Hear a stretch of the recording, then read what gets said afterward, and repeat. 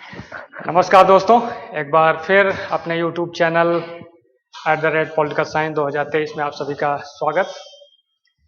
आज हम लोग बात करेंगे राज्यपाल गवर्नर के बारे में। राज्य कार्यकारिणी में राज्यपाल मुख्यमंत्री, मंत्रि परिषद और राज्य के महाधिवक्ता से बनी होती है। राज्यपाल एक तरह से राज्य का प्रमुख होता है, कार्यकारी अध्यक्ष की तरह काम करता है। जैसे केंद्र में राष्ट्रपति की स्थिति होती है, सेम वैसी ही स्थिति राज्य में राज्यपाल की होती है। तो हम लोग आज बात करेंगे राज्यपाल की शक्तियां क्या है, उसके कार्य क्या हैं, राज्यपाल की नियुक्ति कैसी होती है, उनके संवैधानिक कार्य कैसे होते हैं, इन सब के बारे में। राज्यपाल एक नाम मात्र का प्रमुख या संवैधानिक प्रमुख होता है राज्य का, और साथ ही वह केंद्र का एक एजेंट या केंद्र के आदमी की तरह होता है, केंद्र के अधिकारी की तरह। क्योंकि केंद्र सरकार प्रत्येक राज्य में राज्यपाल को नामित करती है। भूमिकाओं का द्वंद्व हमेशा राज्य और केंद्र के बीच में बना रहता है। हम लोग भी सुनते रहते हैं कि इस फलाने राज्य में या किसी राज्य में राज्यपाल और राज्य सरकार के बीच में द्वंद्व चल रहा है, ऐसी खबरें आती रहती हैं। क्योंकि राज्यपाल केंद्र का प्रतिनिधि होता है, केंद्र सरकार उसको नामित करती है और राष्ट्रपति द्वारा अनुमोदित होता है, राष्ट्रपति द्वारा उसको नियुक्त किया जाता है।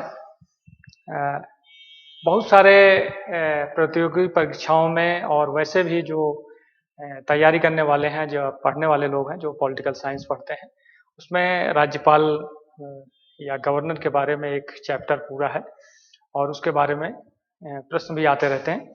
तो हम लोग उसके बारे में बात करेंगे। राज्य को चलाने में जैसे राज्य विधानमंडल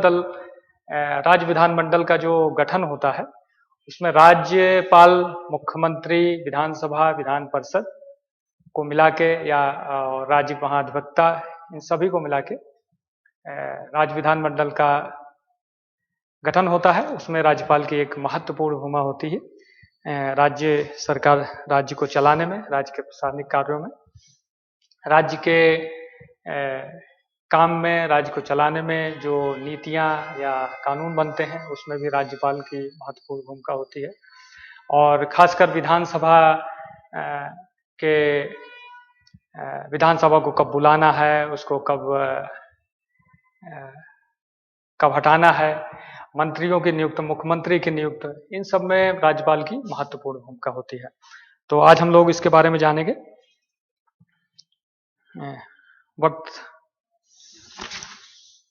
राज्यपाल कौन? राज्यपाल राज्य का नाम मात्र कार्यकारी प्रमुख होता है। वह राज्य कार्यकारिणी का एक महत्वपूर्ण हिस्सा बनता है, जहां वह मुख्य कार्यकारी प्रमुख के रूप में कार्य करता है। केंद्र प्रत्येक राज्य के लिए एक राज्यपाल नामित करती है और कभी कभी एक ही व्यक्ति जो है दो राज्यों की भी जिम्मेदारी उठाता है। राज्यपाल की नियुक्ति कैसे होती है? भारतीय राष्ट्रपति अपने हस्ताक्षर और मोहर के द्वारा वारंट द्वारा प्रत्येक राज्य में राज्यपाल की नियुक्ति करता है। केंद्र सरकार प्रत्येक राज्य के लिए राज्यपाल को नामित करती है, उसको जिम्मेदारी देती है और राष्ट्रपति के द्वारा उसको नामित किया जाता है। राष्ट्रपति के चुनाव के विपरीत राज्यपाल के लिए कोई प्रत्यक्ष या अप्रत्यक्ष चुनाव नहीं होता है। राज्यपाल कार्यकाल संघ कार्यकारिणी का हिस्सा नहीं है और वह एक स्वतंत्र संवैधानिक पद होता है। राज्यपाल संघ सरकार की सेवा नहीं करता है और न ही उसके अधीन है। राज्यपाल एक स्वतंत्र जो है कार्यकारी होता है, जो राज्य के शासन को चलाने में एक महत्वपूर्ण भूमिका निभाते हैं। भारत में संघ द्वारा राज्यपाल का नामांकन राष्ट्रपति द्वारा उसकी नियुक्त केंद्र सरकार के कनाडा के संविधान या कनाडा में जैसे गवर्नर्स की नियुक्ति होती है, उसी से पे आधारित है। चूंकि राज्यपाल राष्ट्रपति की इच्छा अनुसार पद धारण करता है, इसलिए उसके पद पर कोई निश्चित कार्यकाल नहीं होता है। वैसे राज्यपाल का जो कार्यकाल होता है वो 5 वर्ष का ही होता है। लेकिन राष्ट्रपति द्वारा वो नामित होता है, राष्ट्रपति द्वारा उसको जिम्मेदारी दी जाती है। तो राष्ट्रपति कभी भी उसको, राज्यपाल को वो हटा सकता है और केंद्र सरकार की सिफारिश पे उसका ट्रांसफर दूसरे राज्यों में भी हो सकता है, या एक राज्य से मतलब 2 राज्यों में भी उसको जिम्मेदारी दी जा सकती है। तो राज्यपाल का कोई निश्चित कार्यकाल नहीं है, लेकिन अगर कोई अपनी, वैसे 5 साल का कार्यकाल होता है। राष्ट्रपति राज्यपाल को हटा सकता है और जिन धाराओं को उसे हटाया जा सकता है उस संविधान में निर्धारित नहीं किया गया है। वो राष्ट्रपति की और केंद्र सरकार की इच्छा के अनुरूप ही कार्य करते हैं। राष्ट्रपति द्वारा राज्यपाल को एक राज्य से दूसरे राज्य में स्थानांतरित भी किया जा सकता है और उनकी दोबारा नियुक्ति भी की जाती है। अगर कोई राज्यपाल नामित हुआ है और 5 साल के पहले उसको दूसरे राज्यों में स्थानांतरित किया जा सकता है, या उसे पद से भी हटाया जा सकता है, या उसकी 5 साल की अवधि पूरी होने के बाद उसको दोबारा भी नामित किया जा सकता है। तो ये सब राष्ट्रपति और केंद्र सरकार की ऊपर निर्भर करता है। एक अंतराल की अनुमति नहीं है जिसके बाद एक राज्यपाल 5 वर्ष का कार्यकाल की समाप्ति से अधिक समय तक अपने पद पर रह सकता है, जब तक कि नया राज्यपाल कार्यालय का कार्यभार नहीं निकाल गया। अगर कोई राज्यपाल अपने पद पर 5 साल के बाद भी रह सकता है, जब तक कि उस राज्य में दूसरा राज्यपाल नियुक्त नहीं होता है। राष्ट्रपति के व्यय पर संबंधित राज्य के उच्च न्यायालय के मुख्य न्यायाधीश को भी राष्ट्रपति जब और जैसे उचित समझे स्थायी आधार पर राज्यपाल के रूप में नियुक्त किया जा सकता है। कभी कभी देखा जाता है कि किसी राज्य में राज्यपाल का पद किसी अकस्मात कारण या मृत्यु हो गई, या उसको हटा दिया गया, या उसके ऊपर कोई ऐसे आरोप हो गए कि राज्यपाल ने इस्तीफा दे दिया, तो कभी कभी ये देखा जाता है कि जो उच्च न्यायालय के मुख्य न्यायाधीश होते हैं उनको भी राज्यपाल के रूप में नामित किया जाता है। कुछ टाइम के लिए वो राज्यपाल की कार्य देख सकते हैं। राज्यपाल बनने के लिए कौन योग्यता क्या होती है? लोकसभा या राज्यसभा सदस्यों के विरुद्ध यहाँ तक कि प्रधानमंत्री या राष्ट्रपति के मामले में भी जिसके पद संभालने के लिए योग्यताओं का एक सेट होता है, राज्यपाल की केवल 2 योग्यताएं पूरी करनी होती है। वह भारत का नागरिक होना चाहिए और उसकी आयु 35 वर्ष से अधिक होनी चाहिए, और जैसे वो मानसिक विक्षिप्त ना हो और किसी लाभ के पद पर ना हो। ज़्यादातर देखा जाता है कि राजनीतिक व्यक्ति ही को ही राज्यपाल नियुक्त किया जाता है, या जो रिटायर ब्यूरोक्रेट्स होते हैं, कभी कभी जजों को भी, या खेल, साहित्य, कला, इन क्षेत्रों से भी जो वैसे नागरिक हैं उन लोगों को भी राज्यपाल के रूप में नामित किया जाता है। ध्यान देने वाली बात है, किसी व्यक्ति को राज्यपाल के रूप में नामित करने से पहले सरकार 2 परंपराओं का पालन करती है। उस व्यक्ति को राज्यपाल नियुक्त नहीं किया जाता जो राज्य का हो। वह एक बाहरी व्यक्ति होना चाहिए जिसका उस राज्य से कोई संबंध नहीं होता, उसे नियुक्त किया जाए। मतलब राज्यपाल की जो नियुक्ति होती है वो जिस राज्य में राज्यपाल नियुक्त हो रहा है उस राज्य का नागरिक नहीं होना चाहिए, और पहला। और दूसरा, राज्यपाल की नियुक्ति से पहले राष्ट्रपति द्वारा मुख्यमंत्री की सलाह ली जाती है। मतलब एक तरह का प्रावधान है कि अगर किसी को राज्यपाल के रूप में नियुक्त किया जा रहा है जिस राज्य में, उसके राज्य मुख्यमंत्री से सलाह ली जाए, लेकिन ऐसा होता नहीं है क्योंकि केंद्र की जो केंद्रीय सरकार होती है वो अपने लोगों को या अपने में ही लोगों को जो है नामित करती है, और तो ये जो है मुख्यमंत्री की सलाह कोई मतलब संवैधानिक रूप से जरूरी नहीं है। यह भी ध्यान दिया जाना चाहिए कि उपरोक्त दोनों सम्मेलन पूर्ण नहीं है और कई मामलों केंद्र सरकार द्वारा उन्हें नजरअंदाज किया जाता रहता है। राज्यपाल, उनके कार्यकाल की स्थितियां क्या हैं? किसी व्यक्ति को राज्यपाल नियुक्त करने के लिए कुछ शर्तें हैं। वह लोकसभा और राज्यसभा के सदस्य नहीं हो सकता, वह किसी भी सदन का सदस्य रहा हो तो उसे राज्यपाल के रूप में कार्यभार के पहले दिन ही अपनी सीट खाली करनी होगी। अगर राज्यसभा या लोकसभा में कोई सदस्य नामित है और उसके राज्यपाल नियुक्त किया जाता है तो उसको अपने पद से इस्तीफा देना पड़ेगा। दूसरा, वह किसी भी लाभ के पद पर नहीं होना चाहिए। उसके आवास के लिए उसे बिना किराए के हर राज्य में एक राजभवन होता है जो राजधानी होती है। जैसे लखनऊ में यूपी की राजधानी लखनऊ है या मध्य प्रदेश की राजधानी भोपाल है, तो हर राजधानी में एक राजभवन राज्यपाल के रहने के लिए एक बड़ा सा आवास और काफ़ी सारी सुख सुविधाओं से सुरक्षित होता है, जिसमें राज्यपाल रहता है। तो उसका कोई किराया नहीं देना होता है, उसके लिए वो मुफ्त होता है जब तक वो अपने पद पर है। संसद उसकी परिधियों, भत्ते और विशेषाधिकार तय करती है। राज्यपाल को कितना वेतन मिलना है, उसके भत्ते क्या हैं, उसको क्या कौन कौन सी सुख सुविधाएं मुहैया करानी है, वो संसद द्वारा निर्धारित होता है।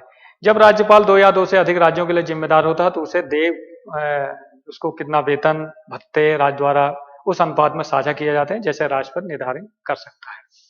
अगर कोई व्यक्ति 2 राज्यों का राज्यपाल है तो राष्ट्रपति निर्धारित करेगा उसको कितने वेतन भत्ते दिए जाएं। उसके बाद संसद उसके कार्यकाल के दौरान उसकी वेतन भत्तों में कमी नहीं कर सकता है।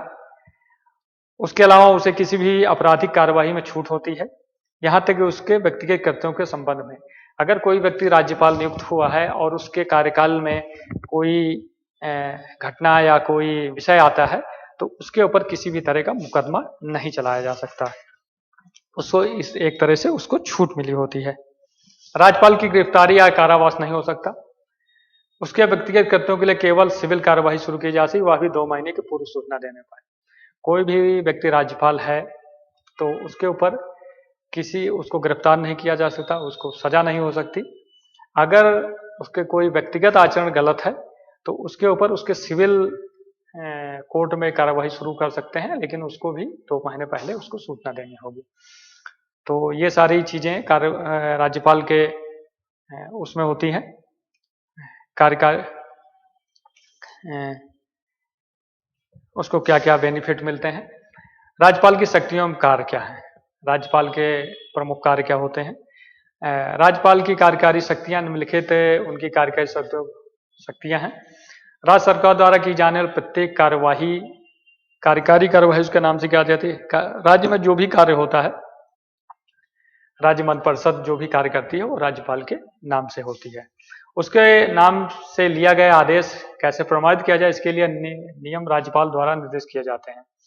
अगर कोई नियम लागू किया जाता है तो उसको कैसे किया जाए वो राज्यपाल अपने विवेक से निर्धारित करता है। वह राज्य सरकार के व्यवसाय के लेन देन को सरल बनाने के लिए नियम बना भी सकता है और नहीं भी बना सकता है। राज्यों के मुख्यमंत्री और मंत्रियों को नियुक्त करता है। राज्यपाल का एक ये सबसे प्रमुख कार्य है कि जब भी विधानसभा के चुनाव होते हैं और जो भी पूर्ण बहुमत या गठबंधन की सरकार या कभी कभी देखा जाता है कि कोई किसी भी दल को बहुमत नहीं मिलता है तो उसमें राज्यपाल की भूमिका महत्वपूर्ण हो जाती है कि वो जो भी बड़ा दल होता है या जिस गठबंधन को लगता है उसको कि ये बहुमत सिद्ध कर लेगा विधानसभा में, उसको नामित करता है। मुख्यमंत्री के लिए एक समय निर्धारित किया जाता है कि 10 दिन 15 दिन में आपको बहुमत सिद्ध करना है। तो मुख्यमंत्री के चयन में या राज्य सरकार के चयन में राज्यपाल की भूमिका महत्वपूर्ण हो जाती है। और उसके बाद वो मुख्यमंत्री को नियुक्त करता है। उसके बाद मुख्यमंत्री की सलाह पे जो अन्य मंत्री नियुक्त होते हैं वो राज्यपाल जी के द्वारा की जाती है। राज्यों में जनजाति कल्याण मंत्री नियुक्त करना राज्यपाल की जिम्मेदारी होती है। जैसे जो आदिवासी क्षेत्र हैं, छत्तीसगढ़, झारखंड, मध्य प्रदेश, उड़ीसा, इन राज्यों में राज्य जनजाति कल्याण मंत्री नियुक्त राज्यपाल के द्वारा की जाती है। वह राज्यों के महाधिवक्ता की नियुक्त करता है और उसका पारिश्रमिक निर्धारित करता है। राज्यपाल राज्य का महाधिवक्ता नियुक्त करता है और उसको कितना वेतन भत्ते मिलने हैं वो राज्यपाल के द्वारा ही निर्धारित किया जाता है। और उसके अलावा वह निम्नलिखित लोगों को नियुक्त करता है। जैसे राज्य चुनायुक्त की नियुक्ति राज्यपाल के द्वारा की जाती है। राज्य लोक सेवा आयोग के अध्यक्ष एवं सदस्यों की नियुक्ति, जो राज्य लोक सेवा आयोग या जो जैसे संघ लोक सेवा आयोग है वैसे राज्यों में चयन के लिए, राज्य सरकारों के चयन के लिए जो व्यक्ति चयनित होते हैं उनके लिए भी राज्य लोक सेवा आयोग का गठन भी राज्यपाल के द्वारा ही, उनके सदस्यों का चुनाव राज्यपाल के द्वारा ही किया जाता है। राज्य के विश्वविद्यालयों में जो कुलपति नियुक्त किए जाते हैं वो भी राज्यपाल के द्वारा ही नियुक्त किए जाते हैं। और राज्य सरकार से जानकारी की समय समय जानकारी मांगते रहते हैं कि राज्य में कैसी शासन व्यवस्था चल रही है। उसके अलावा राज्यपाल राष्ट्रपति से राज्य में संवैधानिक आपातकाल की सिफारिश कर सकता है। अगर राज्यपाल को लगता है कि राज्य में आपात संवैधानिक स्थिति खराब है, जैसे कभी कभी अविश्वास प्रस्ताव के द्वारा सरकारें गिर जाती हैं या राज्य में गृह युद्ध जैसी स्थिति आ गई है, तो उस समय जो है राज्यपाल जो है राष्ट्रपति को ये सिफारिश कर सकता है कि राज्य में आपातकाल लागू किया जाए और सारी शक्तियां राज्यपाल में निहित हो जाती हैं। उस समय जो भी कार्य होते हैं वो जो कार्यकारी शक्तियां होती हैं मंत्रिपरिषद की, वो सारी राज्यपाल में हो जाती हैं। इसके अलावा राज्य में राष्ट्रपति शासन के दौरान राष्ट्रपति के एजेंट के रूप में राज्यपाल को व्यापक कार्यकारी शक्तियां प्राप्त हो जाती हैं। इसके अलावा राज्य में राज्यपाल की विधायी शक्तियां कौन कौन सी हैं? राज्यपाल की विधायी शक्तियों में राज्य विधानमंडल का सत्र आह्वान करना और राज्य विधानसभाओं को भंग करना उसकी शक्ति में है। राज्यपाल जो है कब विधानसभा के सत्र बुलाने हैं या विधानसभा कब भंग करनी है, वो राज्यपाल के कार्य में आते हैं, विधायी शक्तियों में आते हैं। वह प्रत्येक वर्ष के पहले सत्र में राज्य विधानमंडल को संबोधित करता है। जब भी राज्य विधानसभा का सत्र आहूत किया जाता है तो उसमें जहाँ पे एक सदनीय व्यवस्था है या दो सदनीय व्यवस्था है, उसके पूरे दोनों संयुक्त सत्र को वो पहले सत्र को संबोधित करता है और उसमें पूरे साल की राज्य सरकार की जो नीतियां हैं, कार्यक्रम है, उनकी एक तरह से उसमें घोषणा होती है या आने वाले साल में कैसे सरकार काम करेगी। इसके अलावा यदि कोई विधेयक राज्य विधानमंडल में लंबित है तो राज्यपाल उससे संबंधित विधेयक राज्य विधानमंडल को भेज भी सकती है और नहीं भी। और इसके अलावा यदि विधानसभा का अध्यक्ष अनुपस्थित हो और वहीं उपाध्यक्ष भी अनुपस्थित हो तो राज्यपाल सत्र की अध्यक्षता के लिए किसी व्यक्ति को नामित कर सकती है।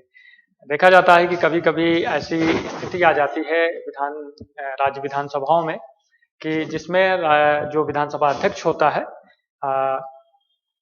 और उपाध्यक्ष होते हैं, उनकी दोनों के स्थान रिक्त होते हैं। उस समय राज्यपाल की ये भूमिका महत्वपूर्ण हो जाती है कि वो उन्हीं में के सदस्यों में से किसी को भी नामित कर सकता है कुछ टाइम के लिए अध्यक्ष के रूप में विधानसभा की कार्यवाही के लिए, और जब नया अध्यक्ष चुन के आएगा तो वो हट जाएगा। तो यहाँ भी इसका विधायी शक्तियों में ये भी है। क्योंकि राज्यसभा में जैसे केंद्र में राष्ट्रपति राज्यसभा के लिए 12 सदस्यों को नामित करते हैं, वैसे ही राज्यपाल विधान परिषद के कुल सदस्यों में से 1/6 सदस्यों को नियुक्त कर सकता है। जैसे राज्यसभा में सदस्यों की कुछ सदस्य ऐसे मनोनीत किए जाते हैं राष्ट्रपति के द्वारा, सेम वैसे ही राज्य विधान परिषद में जहाँ विधान परिषदें हैं वहाँ राज्यपाल साहित्य, कला, विज्ञान, सहकारी आंदोलन, सामाजिक सेवा जैसे क्षेत्रों में काम करने वाले लोगों को वो विधान परिषद में नामित कर सकता है। वो संख्या जो है जितने सदस्य हैं उसकी 1/6 होनी चाहिए। जैसे राष्ट्रपति लोकसभा में 2 सदस्यों को नामित करता है एंग्लो इंडियन लोगों को, राज्य विधानसभा भी एंग्लो इंडियन समुदाय के 1 सदस्य को नामित कर सकता है। वह सदस्यों की योग्यता के लिए चुनाव आयोग से परामर्श कर सकता है। अगर किसी सदस्य को अयोग्य घोषित किया जा रहा है किसी कारणवश, तो राज्यपाल उसको चुनाव आयोग को परामर्श दे सकता है कि उसको अयोग्य किया जाए या ना किया जाए।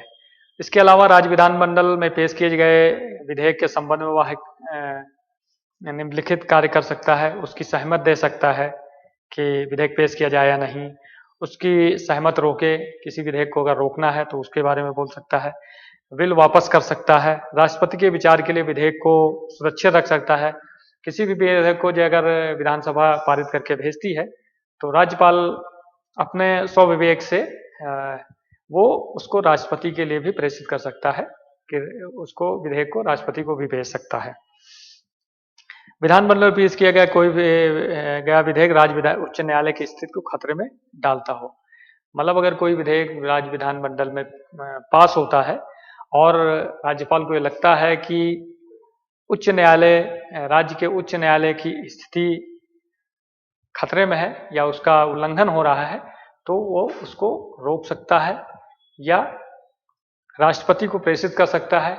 उसके अलावा कोई विधेयक ऐसा पास हो गया है जो राज्य के नीति निर्देशक तत्वों का उल्लंघन कर रहा है या लोगों के मौलिक अधिकारों का, राज्य की जनता के मौलिक अधिकारों का भी उल्लंघन कर रहा है, तो वो उस बिल को रोक सकता है, वापस कर सकता है या राष्ट्रपति के लिए प्रेषित कर सकता है।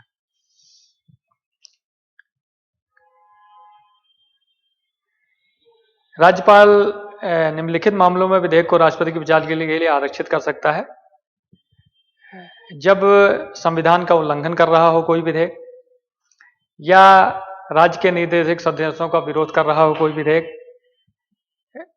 जब विधेयक देश के व्यापक हितों में बाधा बन रहा हो, उसके अलावा राष्ट्रीय महत्व की चिंता, किसी राष्ट्रीय महत्व के को वो रेखांकित कर रहा हो विधेयक, उसके अलावा जब विधेयक में उल्लिखित प्रावधानों में संपत्ति के अधिग्रहण का उल्लेख हो जो संविधान के अनुच्छेद 31A से संबंधित हो, तो इन सभी स्थितियों में राज्यपाल जो है उस विधेयक को रोक सकता है, राष्ट्रपति को भेज सकता है या उस बिल को वापस कर सकता है कि इसको दोबारा से ठीक करके भेजा जाए विधानसभा में। उसके द्वारा एक अध्यादेश तब तक प्रत्यापित नहीं किया जा सकता है जब विधानसभा या विधान परिषद एक सदनी या दो सदनी का सत्र नहीं चल रहा हो। मतलब जैसे केंद्र में अध्यादेश जारी किया जाता है, कोई जैसे संसद या नहीं चल रही है, तो उसी तरह विधानसभा, राज्य में अगर विधानसभा का सत्रावसान है तो राज्य विधानसभा अगर नहीं चल रही है और उस समय किसी विषय पे किसी कानून की आवश्यकता है या कोई विषय को लागू करना है, तो राज्यपाल जो है एक अध्यादेश को लागू कर सकता है और जब विधानसभा सत्र आहूत हो तो उसमें उस विषय के ऊपर कानून बनाया जाए और इसकी अवधि लगभग 6 महीने की होती है। इसके अलावा राज्यपाल के नाम से राज्य में बहुत सारी रिपोर्टें प्रस्तुत की जाती हैं, जैसे राज्य वित्त आयोग। हर 5 वर्ष में राज्यपाल राज्य वित्त आयोग का गठन करता है जो नगरीय और शहरी क्षेत्रों के का एक तरह से सर्वेक्षण करती हैं, तो इस राज्य वित्त आयोग का गठन किया जाता है। उसके अलावा राज्य लोक सेवा आयोग का गठन किया जाता है और नियंत्रक एवं महालेखक परीक्षक राज्य के वित्त से संबंधित जो एक तरह की स्कैनिंग करती है, सरकार कौन का पैसा कैसे आ रहा है और किस किस मद में कैसा पैसा खर्चा हो रहा है, कहाँ पे भ्रष्टाचार की संभावना है, तो उसको नियंत्रित करने के लिए राज्य नियंत्रक महालेखक परीक्षक की भी नियुक्ति राज्यपाल के द्वारा की जाती है। इसके अलावा राज्य की वित्तीय शक्तियाँ, राज्यपाल की प्रमुख वित्तीय शक्तियाँ हैं। वह राज्य विधानमंडल में रखे जाने वाले राज्य के बजट की देखरेख करता है। राज्य में जो बजट पेश किया जाता है हर साल सरकार के द्वारा, वो राष्ट्रपति के नाम से ही पेश किया जाता है, क्योंकि धन विधेयक होता है, राज्य के वित्त से संबंधित, राजस्व संबंधित होता है, तो उसकी देखरेख करता है राज्यपाल। उसकी सिफारिश पर राज्य विधानमंडल में धन विधेयक पेश किया करने के लिए एक शर्त है, वह अनुदान की मांग की अनुशंसा करता है जो अन्यथा नहीं दिया जा सकता। अगर किसी सरकार को अनुदान चाहिए तो वो भी राज्यपाल के द्वारा ही के नाम से ही प्रस्तुत की जाती है। राज्य की आकस्मिक निधि उसके अधीन है। राज्य में जो आपातकाल के लिए एक निधि निर्धारित होती है कि अगर किसी जैसे कोई बजट, साल भर के बजट का प्रावधान होता है और उसके अलावा अगर खर्चे की जरूरत है तो एक आकस्मिक निधि होती है जो राज्यपाल के निहित होती है और वह अप्रत्याशित व्यय को पूरा करने के लिए उसे अग्रिम राशि देता है। मतलब वो राज्य सरकार को उस आकस्मिक निधि से पैसा दे सकता है राज्य के विकास कार्यों के लिए। उसके अलावा वह उसके द्वारा प्रत्येक 5 वर्ष में राज्य वित्त आयोग का गठन किया जाता है। उसके अलावा राज्यपाल की न्यायिक शक्तियां, राज्यपाल की जो न्यायिक शक्तियां उसके पास सजा के विरुद्ध निम्नलिखित क्षमा याचिकाएं को देख सकता है। अगर किसी व्यक्ति को, राज्य के निवास करने वाले किसी व्यक्ति को किसी अपराध में सजा हो जाती है तो राज्यपाल के द्वारा उसको मृत्युदंड को छोड़कर मृत्युदंड को वो, अगर फांसी की सजा है तो उसको उम्र कैद या आजीवन कारावास में चेंज कर सकता है। मृत्युदंड की सजा वो नहीं माफ कर सकते, वो सिर्फ राष्ट्रपति को अधिकार है। उसके अलावा वो किसी सजा को माफ कर सकता है, दंड पे रोक लगा सकता है या सजा को में मोहलत दे सकता है, उसको छोड़ भी सकता है और उसको आने जाने की भी छूट दे सकता है। ये सारी जो है न्यायिक शक्तियां जो है राज्यपाल में निहित होती है, वो ये सब कर सकता है। उसके अलावा उच्च न्यायालय में के न्यायाधीशों के नियुक्त कर से मतलब राष्ट्रपति राज्यपाल से परामर्श लेता है। जब राष्ट्रपति किसी राज्य के उच्च न्यायालय के मुख्य न्यायाधीश की नियुक्ति करता है तो राज्यपाल से परामर्श करता है। इसके अलावा राज्य उच्च न्यायालय के परामर्श से राज्यपाल जिला न्यायाधीशों की नियुक्त, पोस्टिंग और पदोन्नत करता है। राज्यपाल मुख्य जो राज्य उच्च न्यायालय के मुख्य न्यायाधीश होते हैं उनके परामर्श से जो डिस्ट्रिक्ट जज होते हैं उनकी नियुक्त करता है, उनकी पदोन्नत करता है, उनका ट्रांसफर, पोस्टिंग, ये सब सारी चीजें राज्यपाल न्यायिक शक्तियों में आती हैं। उसके अलावा राज्य उच्च न्यायालय और राज्य लोक सेवा आयोग के परामर्श से वह व्यक्तियों को न्यायिक सेवाओं में नियुक्त भी करता है। उसके अलावा राज्यपाल का संवैधानिक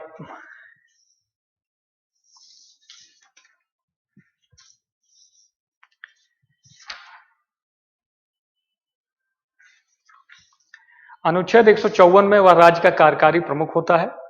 सभी कार्यकारी कार्य संविधान के अनुसार उसके द्वारा या उसके अधीनस्थ अधिकारी को द्वारा किए जाते हैं। राज्य में जो भी कार्य होता है वो राज्यपाल के नाम से होता है। उसके अधीनस्थ कार्यकारी जो कर्मचारी होते हैं वो संविधान के अनुसार उसको बताते रहते हैं और उसके द्वारा किया जाता है। उसके अलावा अनुच्छेद 163 में जब तक वह अपने विवेक से कार्य नहीं कर रहा हो उसे मुख्यमंत्री और विधान परिषद द्वारा सहायता और सलाह दी जाएगी। मतलब अगर आपातकाल नहीं है, राष्ट्रपति शासन नहीं है तो राज्यपाल की स्थिति केंद्र में राष्ट्रपति जैसी ही होती है कि जो राज्य विधानमंडल में जो सरकार हो, विधानसभा में जो सरकार होगी बहुमत की, मुख्यमंत्री या मंत्रिपरिषद, उसकी सलाह पे ही राज्यपाल को कार्य करना होता है। अगर मुख्यमंत्री जो चीज नहीं चाहेगा वो नहीं हो सकता। राज्यपाल अपने मन से कोई कार्य नहीं कर सकता, उसको मंत्रिपरिषद की बातों को मानना पड़ेगा। वह अपने विवेक से कार्य करने की शक्ति की एक ऐसी शक्ति है जो राष्ट्रपति को भी नहीं है। 42वें संशोधन अधिनियम में मंत्रिपरिषद की सलाह को राष्ट्रपति के लिए बाध्यकारी बना दिया है, लेकिन राज्य में राज्यपाल के लिए नहीं।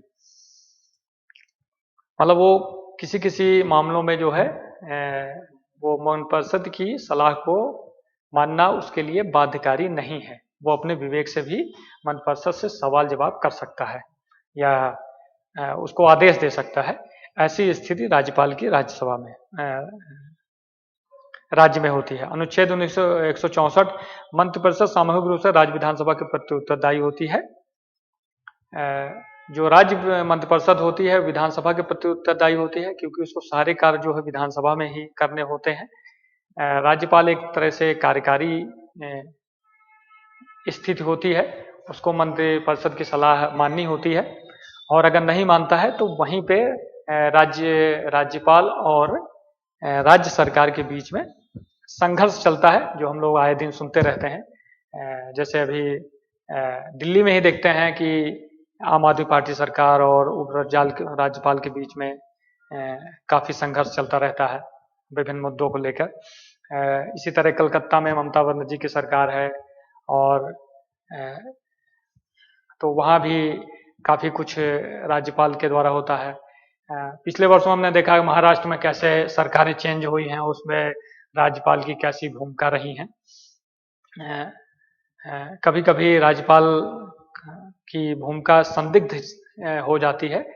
तो इस अगर केंद्र और राज्य में सेम पार्टी की सरकार नहीं है, विपक्षी पार्टियों की सरकार है, तो वहाँ पे ये संघर्ष ज़्यादा दिखाई देता है। और जहाँ पे एक ही पार्टी की सरकार केंद्र और राज्य में है, वहाँ पे राज्यपाल और राज्य सरकारों के बीच में उतना ज़्यादा संघर्ष नहीं दिखता है। क्यों? संविधान और राज्यपाल के अधिकार का उल्लेख किया गया है कि वह उन परिस्थितियों में अपने विवेक से किए गए कार्यों की वैधता तय कर सकता है जहां उसके कार्यों को कार्रवाई के लिए बुलाया जाता हो। राज्यपाल की विवेकाधीन शक्तियां, राज्य भारत के राष्ट्रपति के विवेक, राज्य के राज्यपाल को अपने विवेक से कार्य करने की शक्ति प्रदान की जाती है। राज्यपाल के विवेक की दो श्रेणियां हैं, एक संवैधानिक विवेक और दूसरा है परिस्थितिजन्य विवेक। मतलब एक तो होता है कि राज्यपाल को ये कार्य करने ही है, और एक होता है कि परिस्थितिजन्य। मान लो राज्य में सामान्य स्थिति है, तो उस समय राज्यपाल को राज्य मुख्यमंत्री और मंत्रिपरिषद की बातों को मानना पड़ेगा। अगर राज्य में आपातकाल जैसी स्थिति है, गृह युद्ध जैसी स्थिति है, राष्ट्रपति शासन है, तो उस समय जो है उसको जो उसकी शक्तियां, राज्य सरकार की जो शक्तियां होती हैं वो राज्यपाल में निहित हो जाती हैं, और उन सारी शक्तियों का जो है क्रियान्वयन राज्यपाल अपने विवेक से, अपने अधीनस्थ कर्मचारियों के सहयोग से उसको पूरा करता है।